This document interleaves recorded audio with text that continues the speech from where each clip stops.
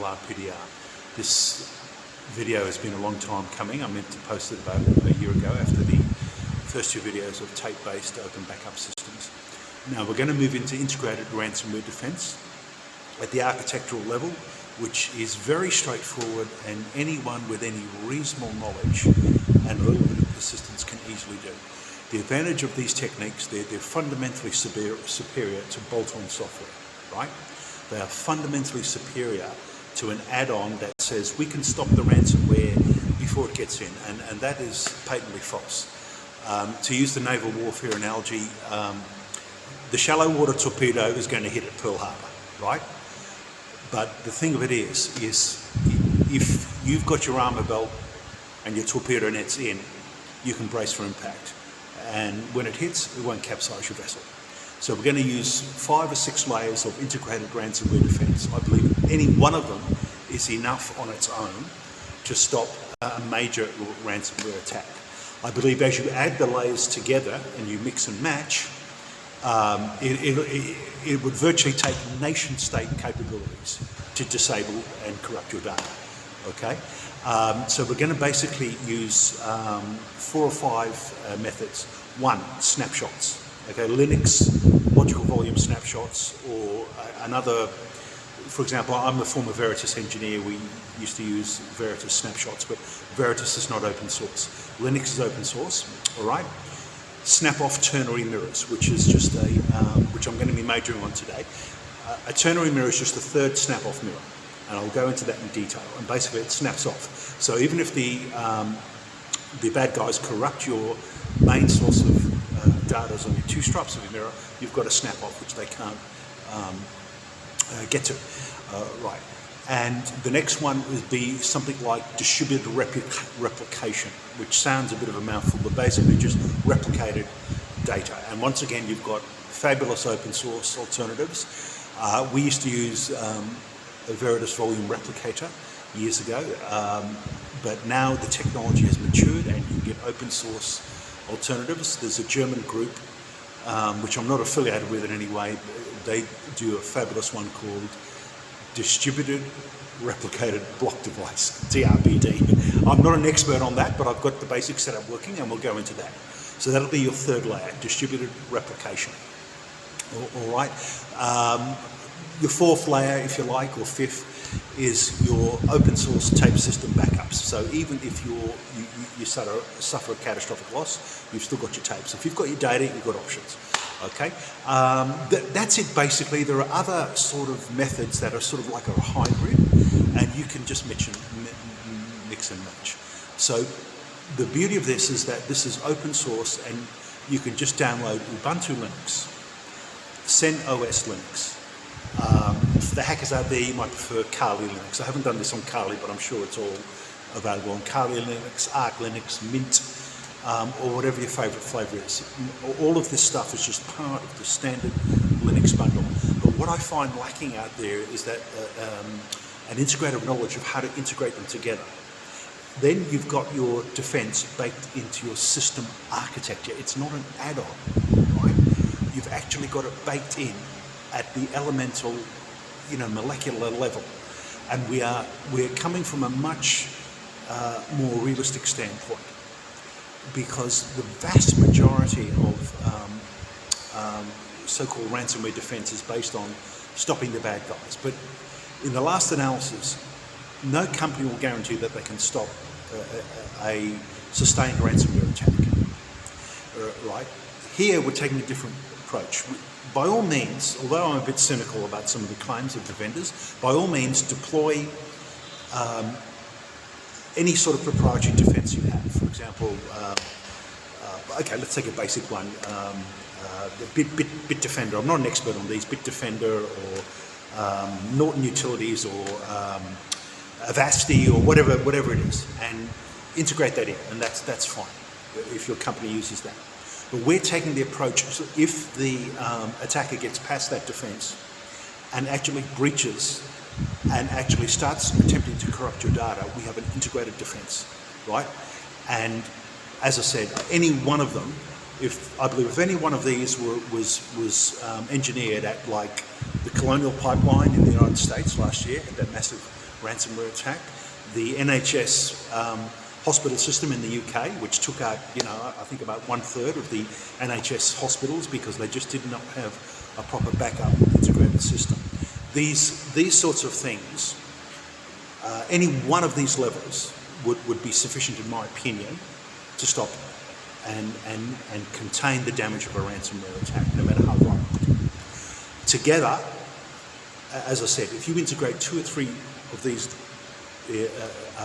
levels of architecture together, snapshots, snap-off mirrors, distributed replication, standard mirrors, tape-based open backup, even with nation-state capabilities, it would be I won't say it's impossible, but virtually impossible for the bad guys to destroy your data.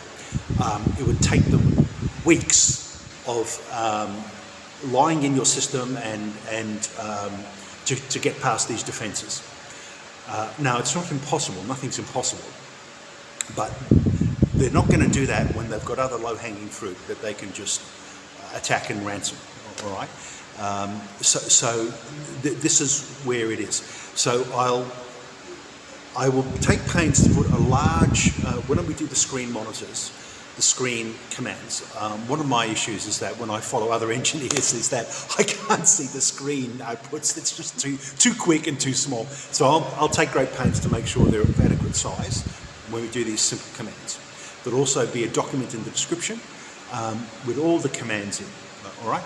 Now, this only needs a very basic knowledge of Linux or Unix to do. It's not really rocket science.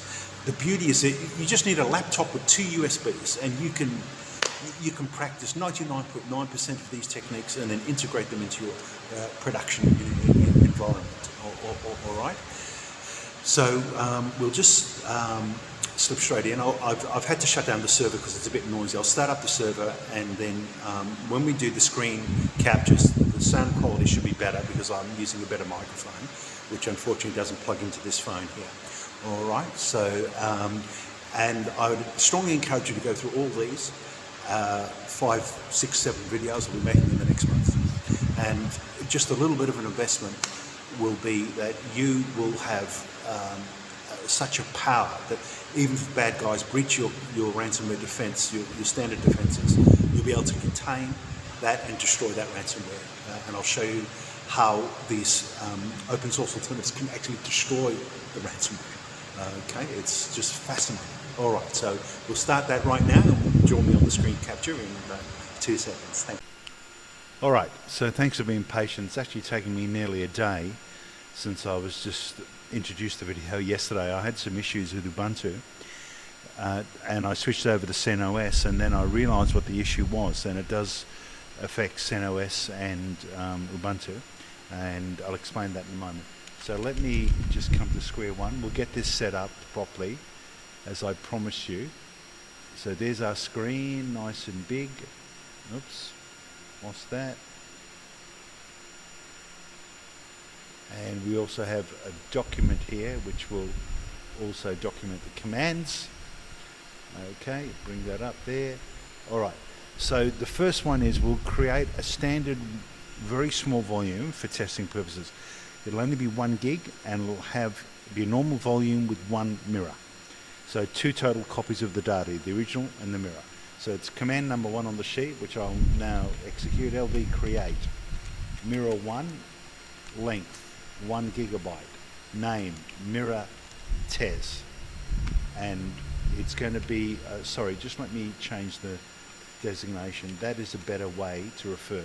Volume group is CL and the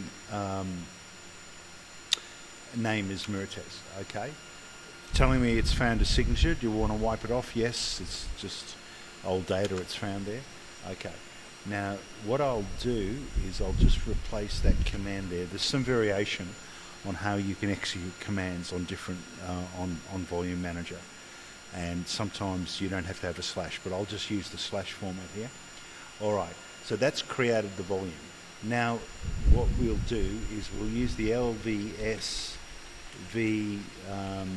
segments, CL mirror tes to get an idea of the construction. Okay, there's the mirrored volume in the volume group CL. It's 1 gig size. It's a RAID 1, which is a mirror, and there are 2 stripes or 2 total copies of the data, 1 original and 1 mirror. Right, now we're going to put on a file system to that. I'm going to put on XFS. You can put on ZFS, Extent4. XFS now seems to be taking over in most Linux distributions from Extent4. They seem to be the 2 widely used. But you could even use NTFS, a Windows file system. I haven't tried it out, but I'm pretty sure that would work. Okay, so MKFS, T type XFS file system, quiet mode, and execute on dev, volume group CL on the mirror tes volume. Okay, there it is. It's executed. Let's mount the volume now. All right. Okay, what I can do is, before I do that, it's no drama, I can do command number 4, which is convert it to a third mirror. So add on the ternary third mirror, which we're going to snap off in a minute. Okay, so that would be LV convert mirror 2, so make 1 original copy and make it so I have 2 mirrors now, as well as the original copy. On volume group CL, mirror tes volume, and there it goes. Yes, we want to convert it and increase resilience, and there it is. Okay, if I do a standard LVS, you can still see it starting to synchronize up. Okay, so the mirror copies. Now there's no data on the volume at the moment, but it's still synchronizing at the block level. So if I execute that again, it's finished. You can see the sync is now 100% in synchronism. Right, now let's mount it and dump data. Okay, so I'll move down on the document a little bit. Right, I haven't got the mount command in. Oh, there it is at command number 6. I've got the mount command. I'm actually going to do that out of sequence and do it now. Mount dev CL mirror tes at mount fake mount, which is just the mount point, and there it is. It's mounted. DFLH, and we grep FK, and we can see there's the device ID name of the volume. Okay, it's 1 gigabyte, 1014. It's just using 40. It's got virtually 100% free. Okay, let's dump data on. So let's go to var lib, and you can see we've got a fair bit of data there. Let's dump a few hundred gig of data. So a few hundred meg of data. So find, type it to CPIO PADM. Oops. Now bear in mind, you use a standard copy command. We're just putting some data there, random data, which we'll use for testing purposes later. Okay, I'm on the mount, fake mount, and do the dump and put it in the background, with the ampersand. There it goes. Okay, there it is. That's just finished, and it's probably now dumped, I would say, about 200 megabytes maybe. Yep. There's the mirror test volume. Yeah, there is 192 meg. So now we've got 192 meg of data in the volume. You have an original copy of the data, and you've got 2 mirrors. One of those mirrors we're going to break off to the ternary mirror. Okay. Now, very important is that we at least quiesce, but excuse me, better still, unmount the file system. I've got that out of sequence there. Let me put that explanation. Where did I put the unmount command? Okay. I think actually probably just before we do that command, I'll just put it here. Okay, so let's before we do the split, let's just unmount the mirror volume in question. Now it's at this mount point, at the fake mount point. Do U mount, mount, FK mount. Okay, and now the volume is unmounted. Now perform the split. All right. So here is the command. There's two commands we can use. I'm just going to use the second one, LV convert, split the mirror, call the new volume split vol, and do it in the same volume group. Okay, so there it is here, LV convert split mirrors. One, only split off one copy of the mirror, call the name split vol, and split off from the CL volume group, and the actual volume is mirror tes. And it's done it. Right. Now, this is crucial.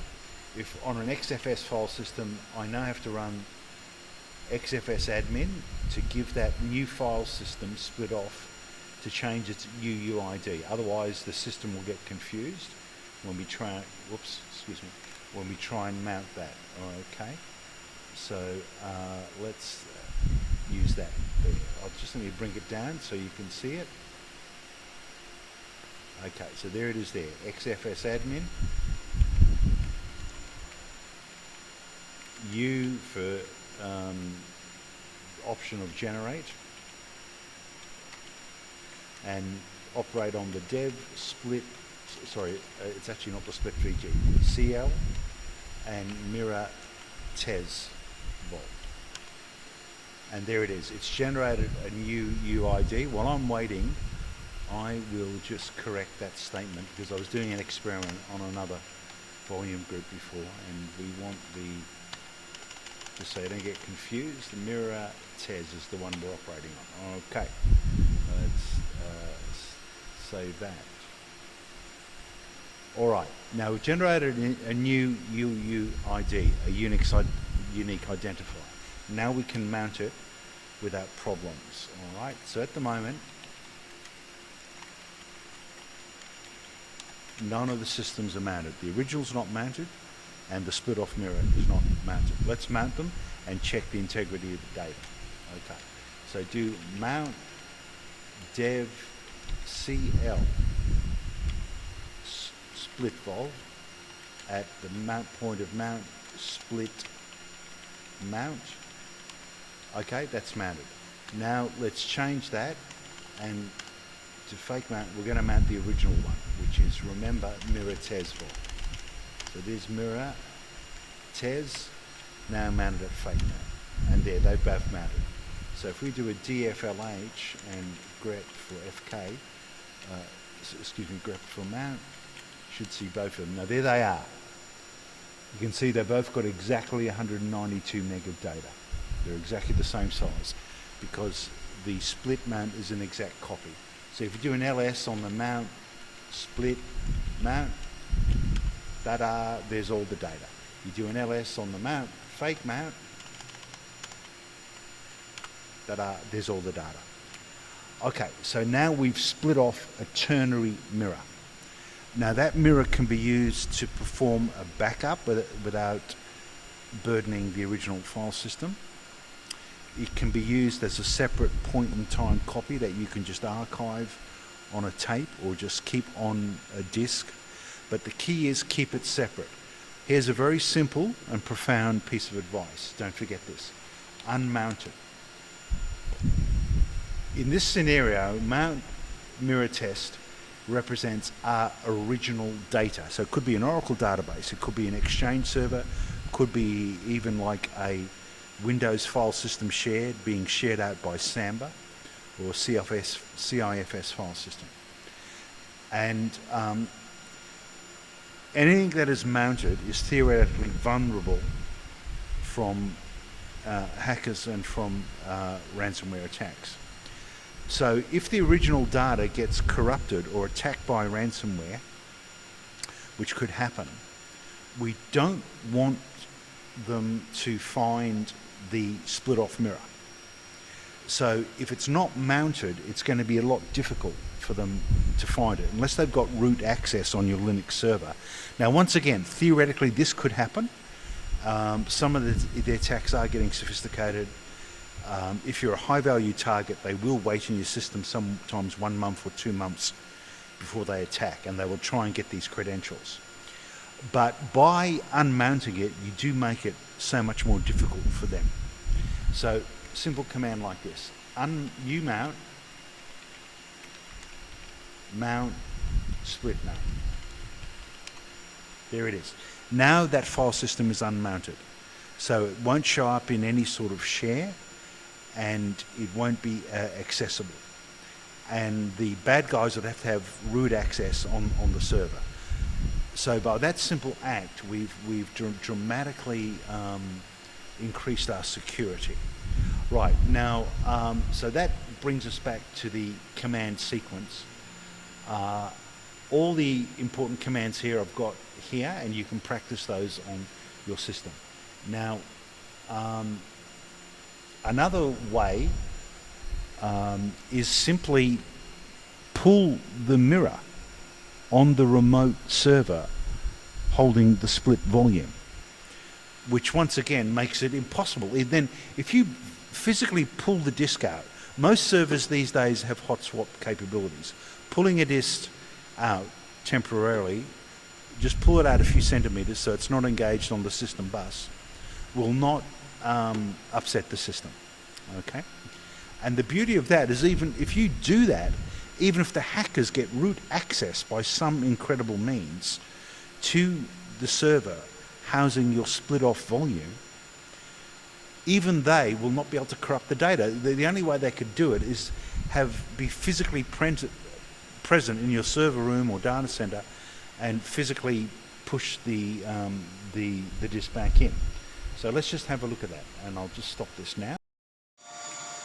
All right, so fundamentally what I was explaining before, just revising that slightly, it's best probably not to pull a disk on a production server if you can avoid it, even though these days most production servers are fully hot swappable, and as long as that disk is not mounted, it should be no issue. But as a matter of good governance and procedure, it's best if that was performed on a backup server or some sort of repository server rather than the actual production server. So basically, let's say you've performed the mirror split on a backup server or another appliance that you're using. So this is all you really have to do. Just hit the button, pull the disk out a couple of centimeters, and that's it. Now, that procedure performed, say, assuming you used your split mirrors every 24 hours, every 48 hours, every week. If you can get in the habit of doing that and teach your staff, it basically means even if the hackers or the bad guys got root access to your backup server, they would not be able to touch that data, okay? Because you'd have to be physically present in the data center or server room to get a hold of that data if it's pulled. Then on the day you've earmarked for your snapshots every Wednesday night or 2 a.m. in the morning or whatever, just make sure you push the disk back in and just do routine checks on it. And then when the snapshot is performed, sorry, not snapshot, snap-off mirror is performed, just pull it again. And this gives an unbelievable level of isolation, and it's like a watertight compartment. So it's the same old story. Good procedures and staff knowledge will always trump super whiz-bang software. Those procedures could be the difference between life and death. And I believe in the examples that I mentioned about the Colonial Pipeline or the NHS hospital system in the United Kingdom, or many other recent examples. There was a large food processor taken down in the United States last year. Simple procedures like that would make it infinitely easier to recover, especially if that disk had a wide variety of your backup data on, like your financial system and your mission critical email systems, your all your file system shares. If they were consolidated on that disk, it means it would just be virtually impossible for the bad guys to get a hold of it, and you'd have options. Now, it still would be a challenge to recover I'm not saying it'd be some easy thing, but you'd have the options because you'd have your data. Okay. Okay, so what we've done today is we started to show the power of open source architecture to defeat ransomware. And even this technique we've gone through today, I think, would be very powerful and effective in your environment. It's your mission to make it work out all the little issues, get over the anomalies, practice. As you can see, this comes in at the architectural level. It's, to repeat myself, far superior than any bolt-on software. Right? If you do this technique properly, you'll always have that pristine copy of your data that you can use to recover your whole site, even though there will be some stress and difficulty. So just practice. In the description I'll have links to some reference documents. One is a cheat sheet I made a few years ago of Unix, Veritas, Cisco networking, all the sorts of commands with the actual examples that are sort of a bit easy to understand than looking at the manual pages on Linux or Solaris. Please go through the other videos that I'll be posting in the next week or two and learn how to integrate distributed replicated block devices. Learn how to integrate snap-off mirrors. Learn, if you're not familiar with the tape-based open backup systems, look at those videos down below. Integrate that. And this will give you an incredible advantage if there's another ransomware explosion. As I said, the ransomware is getting more sophisticated. I was a bit taken back looking at this Hive ransomware, but it's still no match for well thought out and properly executed open source architecture.